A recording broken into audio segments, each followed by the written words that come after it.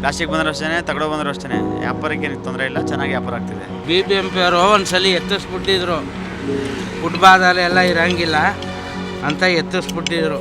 ಯಾರ ನಿಮ್ಮಂಥ ಪುಣ್ಯಾತ್ಮರು ಬಂದು ಇದೇ ಥರ ಬಂದು ನೀವೇನು ಕಳ್ತನ ಮಾಡ್ತೀನವರಲ್ಲ. ಯಾರಿಗೂ ಬೇಡ ಸ್ವಾಮಿ ನಮ್ಮ ಬದುಕಿದು. ಹಳ್ಳಿ ವಾತಾವರಣದ ಅನುಭವ ಕೊಡುವ ರೆಸ್ಟೋರೆಂಟ್ ಕೆಫೆಗಳಿಗೆ ಭೇಟಿ ನೀಡಿದ್ರೆ ಅಲ್ಲಿ ಈ ರೀತಿಯ ಬಿದಿರಿನಿಂದ ಮಾಡಿರುವ ಗೂಡು ದೀಪಗಳು, ಗೋಡೆಗೆ ಹಾಸಿರುವ ಚಾಪೆಗಳು, ಇಂತಹ ಬುಟ್ಟಿಗಳನ್ನ ನೋಡಿರ್ತೀರಾ. ಇವೆಲ್ಲವೂ ಒಂದು ಕಾಲದಲ್ಲಿ ಹಳ್ಳಿ ಮನೆಗಳ ಬದುಕಿನ ಭಾಗವಾಗಿದ್ದವು ಅನ್ನೋದು ಈಗಿನ ತಲೆಮಾರಿಗೆ ಅದೆಷ್ಟು ಗೊತ್ತಿದೆಯೋ ಗೊತ್ತಿಲ್ಲ.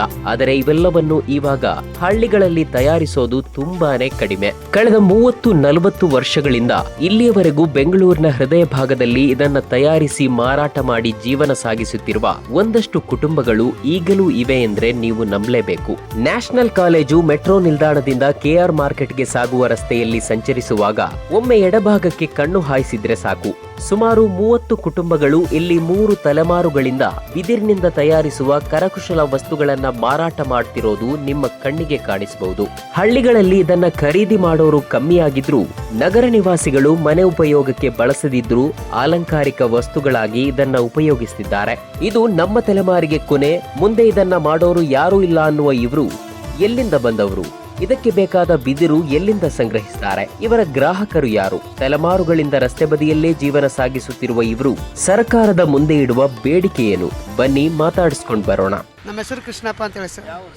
ನಮ್ದೆಲ್ಲ HD ಕೋಟೆ ತಾಲೂಕು, ಸಂತೆ, ಮೈಸೂರಿಂದ ಆಚೆ ಸರ್, ಸಂತೆ ಸರ್ಗಸಾಗರ ಅಂತ. ನಾವು ಸುಮಾರು 35 ವರ್ಷ ಆಯಿತು ಸರ್ ಬಂದಿಲ್ಲಿ. ನಮ್ಮ ಹಿರಿಕರ ಕಾಲದವರು ಎಲ್ಲ 60-70 ವರ್ಷ 70 ವರ್ಷ ತಿಂದ್ವಿ.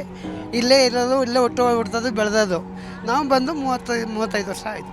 ದಿನಕ್ಕೆ ಒಂದು 6, 7, 8 ಗಂಟೆ ಮಾಡ್ತೀವಿ. ನಮ್ಮ ತಂದೆ ಕಾಲದಿಂದನೂ ಇದ್ದಾರೆ ಇಲ್ಲಿ. ಅಂದಾಜು ಒಂದು 30 ಮೇಲೇನೆ, 40-50 ಒಳಗಡೆ ಎಲ್ಲ ಇದ್ದಾರೆ ಇಲ್ಲಿ. ಪ್ಲಾಸ್ಟಿಕ್ ಬಂದರೂ ಅಷ್ಟೇ, ತಗಡೋ ಬಂದರೂ ಅಷ್ಟೇ, ವ್ಯಾಪಾರಕ್ಕೆ ಏನಕ್ಕೆ ತೊಂದರೆ ಇಲ್ಲ, ಚೆನ್ನಾಗಿ ವ್ಯಾಪಾರ ಆಗ್ತಿದೆ. ಯಾರಿಗೂ ಬೇಡ ಸ್ವಾಮಿ ನಮ್ಮ ಬದುಕಿದು. ಏನು ಸರ್, ಮಳೆ ಅನ್ನಂಗಿಲ್ಲ, ಗಾಳಿ ಅನ್ನಂಗಿಲ್ಲ, ಜನಗಳನ್ನ ವೆಯ್ಟ್ ಮಾಡಿ ಕೂತ್ಕೋಬೇಕು, ಕಾಯ್ಕೊಂಡು ಕೂತ್ಕೋಬೇಕಾಗತ್ತೆ.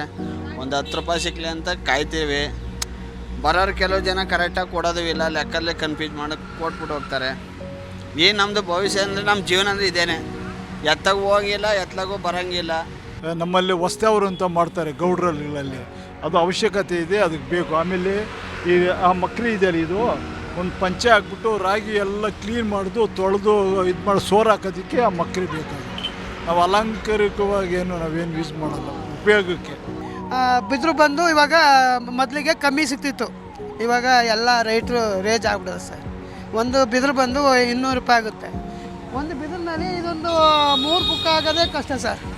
ಬೆಳಗಾಮಿಂದ ಬರ್ತದೆ, ಬೇರೆಯವರು ಅವ್ರ ಹತ್ರ ನಾವು ತಗೊಳ್ಳೋದು. ನಮಗೆ ಏನು ವ್ಯವಸ್ಥೆ ಯಾರೂ ಮಾಡಿಕೊಟ್ಟಿಲ್ಲ ಸರ್.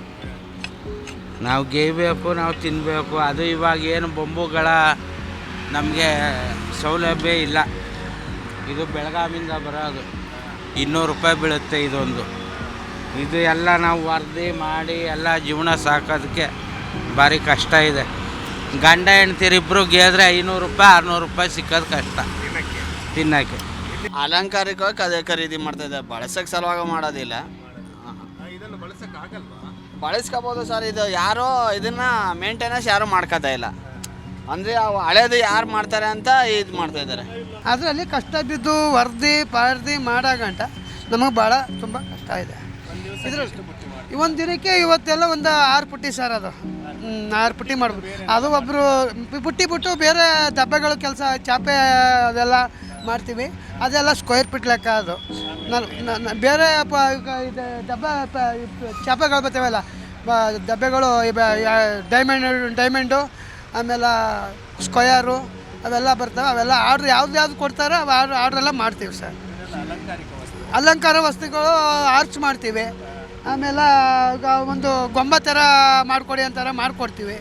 ಎಲ್ಲ ಮಾಡಿಕೊಡ್ತೀವಿ ಸರ್. ಅವೆಲ್ಲ BBMP ಅವರು ಒಂದ್ಸಲಿ ಎತ್ತಿಸ್ಬಿಟ್ಟಿದ್ರು, ಫುಟ್ಪಾದಲ್ಲಿ ಎಲ್ಲ ಇರಂಗಿಲ್ಲ ಅಂತ ಎತ್ತಿಸ್ಬಿಟ್ಟಿದ್ರು. ನಾವೇನೋ ಅಂಬೇಡ್ಕರ್ ಅವ್ರ ಸಂಘ ಮಾಡ್ಕೊಂಡು ಸ್ವಲ್ಪ ಕೆಲಸ ಬದುಕು ಮಾಡ್ತಾಯಿದ್ದೀವಿ. ಯಾವಾಗ ಏನು ಟೈಮ್ ಬರುತ್ತೋ ಗೊತ್ತಾಗಲ್ಲ ನಮ್ಗೆ ಸರ್. ರಸ್ತೆ ಬದಿ ಜೀವನ ಒಟ್ಟಿನಲ್ಲಿ ನಮ್ಗೆ ವ್ಯಾಪಾರದಲ್ಲಿ ಒಂದು 5-10 ರೂಪಾಯಿ ಸಿಕ್ಕುತ್ತಂತ ಆಸೆಗೋಸ್ಕರ ಒಳ್ಳೆಯದು ಅನಿಸ್ತದೆ. ಅಂದರೆ ನಮ್ಗೆ ಮನ ಮಠ ಏನೂ ಇಲ್ಲದ್ರಿಂದ ಈಗ ಈ ಗೋಲ್ಡ್ ನಮ್ಗೆ ಯಾತಿಕಪ್ಪ ಅನ್ನಿಸ್ತದೆ. ಹಂಗಾಗಲ್ಲ, ಜಾಗ ಇಲ್ಲ. ಇದೇ ಫುಟ್ಪಾತ್ನಲ್ಲೇ ಜೀವನ ಇನ್ನಾದರೂ ಮಾಡ್ತೀವಿ. ಏನೋ ಕಡ್ದಿಲ್ದು ನಮ್ಮ ತಂದೆ ತಾಯಿ ಹುಟ್ಟಿಸ್ರು, ಆಯಿತು, ಒತ್ತಿ ಸಾಕಿದ್ರು. ಆಸ್ತಿ ಅಂತೂ ಮಡಗಲಿಲ್ಲ, ನಾವು ಮಡಗೋಕ್ಕಾಗಲ್ಲ. ಈಗ ಹಂಗಾಗಲ್ಲ, ಜಾಗ ತೆಗಿಯೋಕ್ಕಾಗಲ್ಲ. ಇಲ್ಲಿ ಈ ಕಡೆ ಎಲ್ಲ ಅಲ್ಲಿ ಸರ್ಕಲ್ವರೆಗೂ ನಮ್ಮ ಕೆಲಸನೇ. ಹಾಂ, ಎಲ್ಲ ನಾವು ಒಂದೇ ಊರವ್ರೆ. ಇಲ್ಲಿ ಒಂದು 35ರಿಂದ 40 ಕುಟುಂಬ ಇದೆ. ಹಾಂ, ಇದೇ ಕೆಲಸ. ಒಂದು ಹೆಂಗಸರು ಮಕ್ಕಳು ಚೌಟ್ರಿ ಕೆಲಸ, ಆ ಕೆಲಸ ಈ ಕೆಲಸ ಹೋಗ್ತಾರೆ. ನಾವು ಮಾತ್ರ ಇದು ಬಿಟ್ರೆ ನಮ್ಗೆ ಯಾವುದು ಬರೋಲ್ಲ. ನಾವು ನನ್ನ ಚಿಕ್ಕದ್ರಿಂದ ಇದೇ ಕಸಬ. ಹಳ್ಳಿ ಜೀವನ ಬಿಟ್ಟು ಸಿಟಿಗೆ ಹಾಕಿ ಬಂದ್ರು ಅಂತಂದ್ರೆ ನಮ್ಗೆ ಹಳ್ಳಿಲಿ ಭೂಮಿ ಇತ್ತಿಲ್ಲ. ನಮಗೆ ಮನ ಮಠ ಇದ್ದಿದ್ರೆ ಒಂದು ಭೂಮಿ ಯಾವ್ದಾದ್ರು ಜಮೀನು ಗದ್ದ ಪದ್ದ ಇದ್ದಿದ್ರೆ ಬತ್ತಿರ್ಲಿಲ್ಲ. ಏನೂ ಇಲ್ಲದೆ ಇದ್ರು ಇಸ್ಕರವಾಗಿ ನಾವು ಇಲ್ಲಿಗೆ ಬಂದು ಸೇರ್ಕೊಂಡು. ನಮ್ಮ ಹಳ್ಳಿ ಕಡೆ ಯಾವಾಗಲೂ ವ್ಯಾಪಾರ ನಡೆಯೋದು. ನಾವು ಅಲ್ಲೇ ಇದ್ದಿದ್ದು, ಮಂಡ್ಯ ತಾಲೂಕು ಶ್ರೀರಂಗಪಟ್ಟಣ. ಅಲ್ಲೆಲ್ಲ ರೇಷ್ಮೆ ತಟ್ಟೆ ಬರ್ತಾಯಿತ್ತು ನೋಡಿ, ಹುಳ ಮೇಯಿಸೋದು, ಅದೆಲ್ಲ ನಡೀತಾಯಿತ್ತು. ಅದೆಲ್ಲ ಹೋದ್ಮೇಲೆ ನಾವು ಎಲ್ಲ ಆ ಕಡೆ ಈ ಕಡೆ ಚಲ್ಲಂಪಿಲ್ಲಿ ಆಗ್ಬಿಟ್ಟು. ಮೆಟ್ರೋದವರು ಸುಮಾರು ಕಿರುಕುಳ ಕೊಟ್ಟು ಅವರು ಅರೆಸ್ಟ್ ಎಲ್ಲ ಆಗಿ, ಯಾರೋ ನಿಮ್ಮಂಥ ಪುಣ್ಯಾತರು ಬಂದು ಇದೇ ಥರ ಬಂದು ನೀವೇನು ಕಳ್ತನ ಮಾಡ್ತೀನವರಲ್ಲ, ಇಲ್ಲ ಒಂದು ಇದು ಮಾಡ್ತಂದವರಲ್ಲ, ಜ್ಯೂಸ್ಗಾರರಲ್ಲ, ಏನಿಲ್ಲ ಎತ್ತಿಲ್ಲ. ನೀವು ತಿಂತಿರೋರು ಗೇಕ ತಿಂತಿದ್ರು, ಗೇಕ ತಿನ್ನಿ, ಬೀದಿ ವ್ಯಾಪಾರ ತಿನ್ನಿ ಅಂತ ಅನ್ಕೊಂಡದೆ ಒಂದು ಸಪೋರ್ಟ್ ಕೊಟ್ಟು ಇಲ್ಲಿ ಇರಿಸಿದ್ರು. ಯಾವತ್ತೇ ಓಡಿಸ್ಬಿಟ್ಟಿರೋರು. ನಾವು ಬಂಡಾಚಾರದಿಂದ ಇಲ್ಲಿ ಕೂತೀವಿ ಸರ್. ಒಂದು ನಮ್ಗೆ ಒಂದು ವ್ಯವಸ್ಥೆ ಮಾಡ್ಕೊಬಿಟ್ರೆ ಮಾರ್ಕೆಟು ನಾವು ಒಂದು ಜೀವನ ಅಂತ ಮಾಡ್ಕೊಂಡು ನಾವು ಇರ್ತೀವಿ. ಮಾರ್ಕೆಟು ಒಂದು ಮಾಡ್ಕೊಬಿಡಿ ನಮ್ಗೆ.